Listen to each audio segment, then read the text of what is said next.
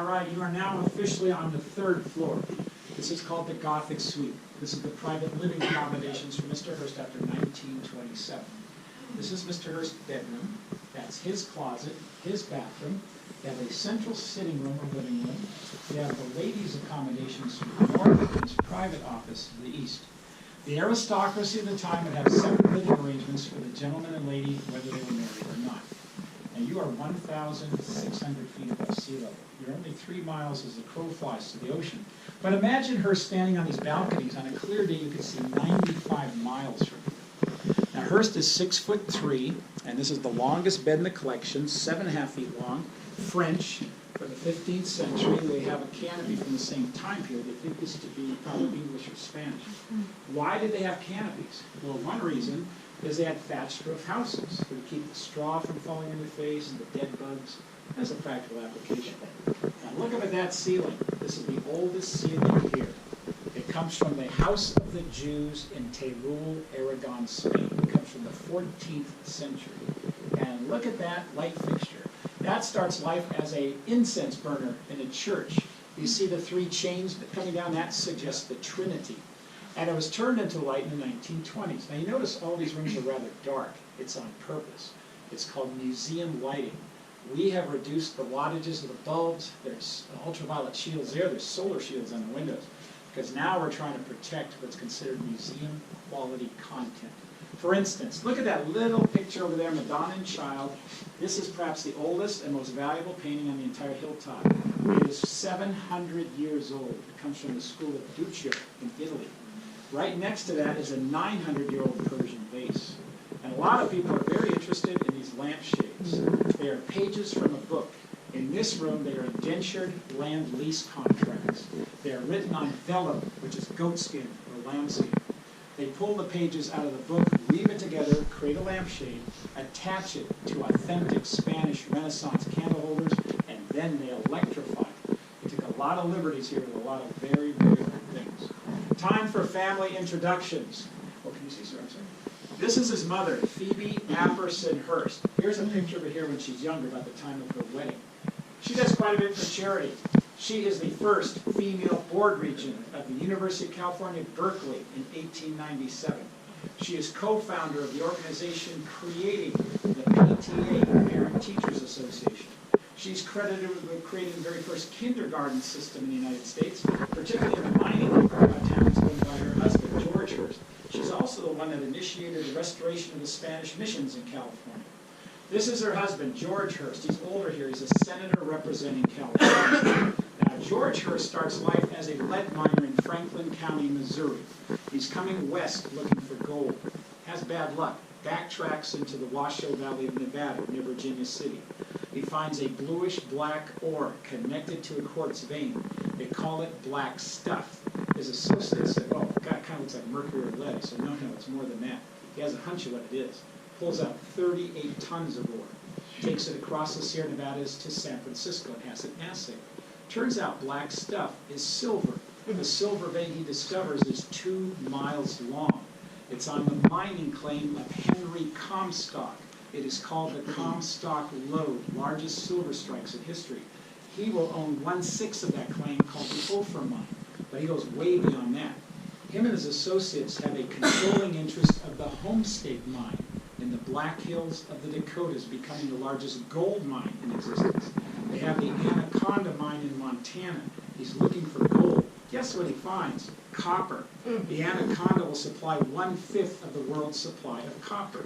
He has the Ontario Mine in Utah. He throws $30,000 of development money in. He pulls out $14 million in silver. The Indians say he is the one that the earth talks to. Well, I guess he listened because, man, this worked out really, really well. He becomes one of the 10 richest people in the United States. He finds the family's wealth in silver. His son, who builds all this, become known as the largest private collector of silver art in the 20th century. So silver runs right through the family's bloodstream. Now, Mr. William Randolph Hearst was very much in love with the lady who lived in that northern suite. He would write love poems to her at night and carefully slip them under her door. The question is, who is that lady? As we go find out, go by that closet, look at the clothes. Those are actually Hearst clothes. It's the only clothes on the hilltop we know specifically was owned by a certain individual. When you go by the bathrooms, look at the sinks. Black marble, gold-plated fixtures made by Crane Manufacturing. They're still in business. They've been in business 150 years. But I do not think you can order these from Home Depot. Black marble, gold-plated fixtures.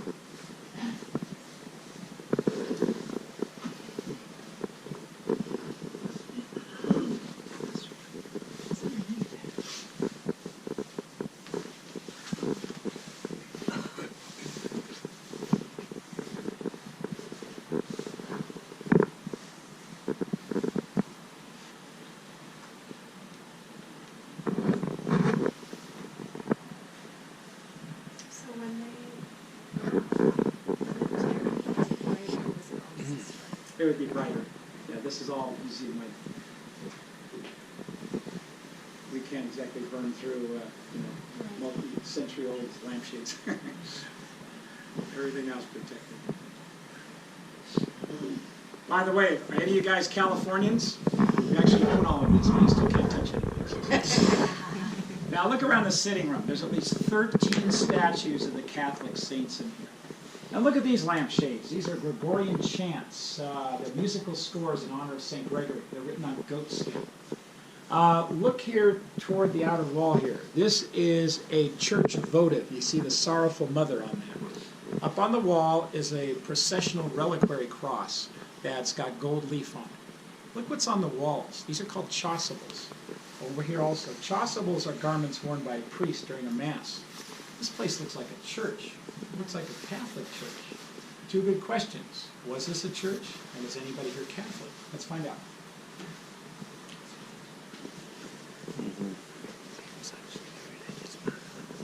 Yeah, that's a good question.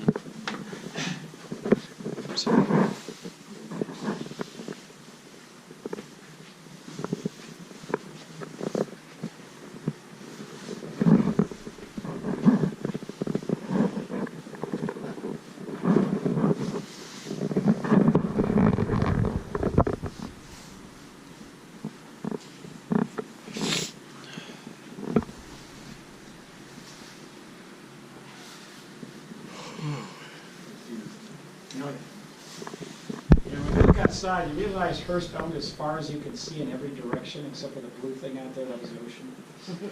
One of the guests here was W.C. Fields. Remember the name? Famous actor at the time. He did not particularly care for small children or dogs, but he was very impressed with Hearst's backyard. He said, you know what, you could send a small child out there to play. By the time they find their way back, they're an adult, so you don't have to worry about it. Now look around this room. There's at least 6 or 7 Madonna paintings. The oldest is right here, 14th century oil on wood. You see the enthroned Madonna and baby Jesus with the saints around it. And you're saying, what is the connection here to the church, particularly the Catholic Church? 1946 Newsweek magazine interviews Hearst and says, just what is your personal religion anyway? He said, I'm Christian of no particular denomination. The reason you see this, he's collecting pieces from the Renaissance and Gothic era. Back then it was the churches, particularly the Catholic Church, that had the money, the power, and the influence to pay the artist to do artwork. The church didn't pay them to do a comic strip. It only paid the artist to create pieces that glorified God, the church, the saints in a hierarchy. That's why you see this here.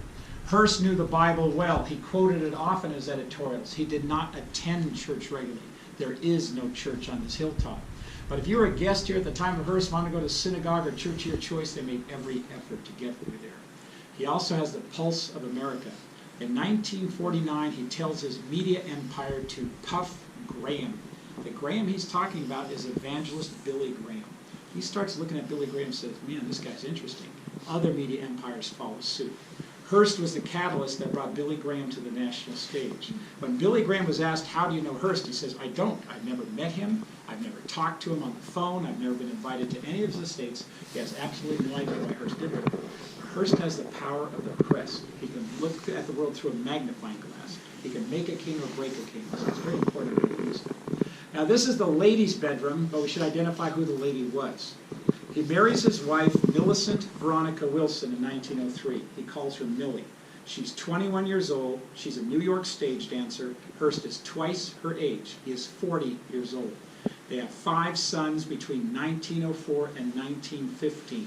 The last 2 are twins. Those 5 boys grow up and will be married 16 times. The first son alone is married 6 times. The next 3 sons had 3 marriages each. The last twin was married just once, so this showed some improvement as they went along. Then in 1915, Hearst meets a young dancer with the Ziegfeld Follies. Her name is Marion Davies. So his wife's name is Millicent or Millie. The mistress is Marion. When he meets Marion, she's 18 years old, and Hearst is now 53. This begins a 35-year-long romantic relationship. By the mid-20s, Hearst and his wife separate. Mrs. Hearst now lives 3,000 miles away in New York, in the estates there with the teenage sons. Mr. Hearst is here on the West Coast with Miss Davies, the mistress. Sir Winston Churchill of Great Britain was here. Met both ladies separately. He makes the observation that Mr. Hearst has 2 charming wives. That's one way to think about that. So this would have been Miss Davies' room. She gets an upgraded ceiling. That is a Spanish Mudéjar ceiling from the 15th century. This thing's 100 years newer than Hearst. Can't you tell that? The style you see here was not specifically her dress, but that's the style she wore at the time.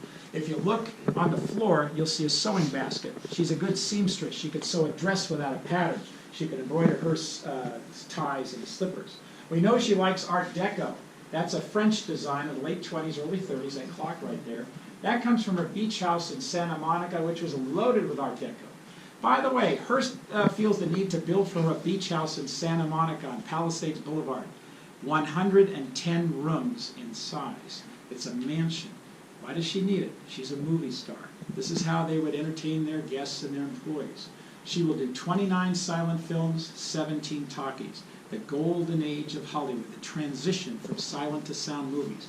When she's connected with MGM in the 1930s, she's earning up to $10,000 a week. This is the second highest paid actress of almost all time. Of course, lately it's gotten really out of range. She's right behind Mary Pickford in that. So now, what can he do for his wife to keep her happy on the East Coast? How can he satisfy her? He buys for her a mansion in Long Island from Alva Vanderbilt Belmont. It is called Sands Point. Sands Point is the inspiration for F. Scott Fitzgerald's The Great Gatsby, same place. So, happy wife, happy life. Hearst and his wife remained friends. They would share raising the teenage sons. The wife would come out here periodically to visit. When she came out, Miss Davies would have to go down to that 110-room beach house and rough it down there for a few days. But the wife hated the fact there was a mistress on this side of the country. This is terrible behavior, absolutely terrible behavior. But somehow he's above the fray, and it's the most publicly known situation of his time at the time. Some people ask, well, why didn't they get a divorce? Miss Davies said she was always the bridesmaid, never the bride. She wanted desperately to marry Hearst. She was not a gold digger. Hearst actually tried to liberalize some of the divorce laws, I guess, in California and New York, but the wife would not grant him a divorce. 2 reasons. She was Catholic, it's against her upbringing, and she was smart. She ends up with everything. With that in mind, let's see where the real seat of power is here. Follow me.